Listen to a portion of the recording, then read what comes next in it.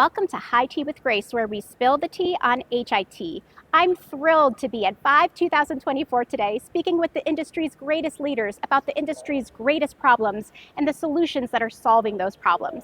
I'll also be learning about leadership strategies that keep these leaders at the top of their game. All right, tee up. Thanks for having me, Grace. Excited to be here. My name is Dr. Colin Banas. I'm the Chief Medical Officer for DrFirst. Thank you so much for joining me today. So tell me a little bit about what you feel to be the industry's greatest challenge.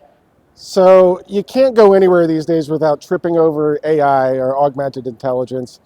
I think we're at a point now, I think we as a healthcare industry have done this a lot, and it's pretty predictable.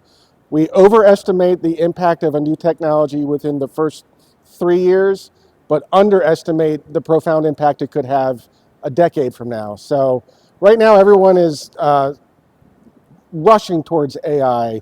How can we use this to minimize burnout? How can we automate things that are mundane and that are non-value added for our clinicians? And I think it's a little early to tell. I think there's a lot of people who are going all in on it. But I think this is the growing pains that you have to go through before you get to that 10-year, where I truly believe 7 to 10 years from now, we're going to look back and say, how did I ever practice medicine or clinical care without AI, without some sort of co-pilot at my side while I'm conducting care? Interesting. I'd also love to learn more about what innovations are solving those challenges.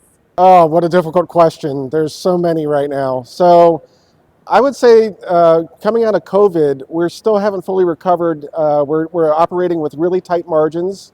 So healthcare systems are having a really hard decisions to make in terms of what things to innovate on, what things to keep, what things to cut. And I wish it wasn't that way, because it really has the potential to stifle innovation. The other thing we're all struggling with is retaining workforce. So you're seeing stories day after day of doctors becoming burned out, nurses becoming burned out, people leaving the profession altogether, and it's becoming a real problem. How are we going to retain our talent? How are we going to recruit more talent? And so this is a really interesting time in healthcare right now. I think it's an important inflection point.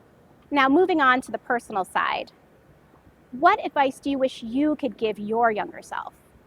Don't go to med school. No, I'm kidding. I'm kidding. One of the reasons where I got where I am today is because I was open to opportunity. And that's not something that I really saw when I was in medical school or in my medical training. I truly believed that I was going to either be a radiologist or an internal medicine primary care doctor. And just through being open, participating in committees, being interested in the newly formed electronic medical record. So I'm dating myself, but this was 20 years ago. All of a sudden, I stumbled into something that we now call informatics. And it's all because I had an open mind. And so, little Colin, it's going to be okay.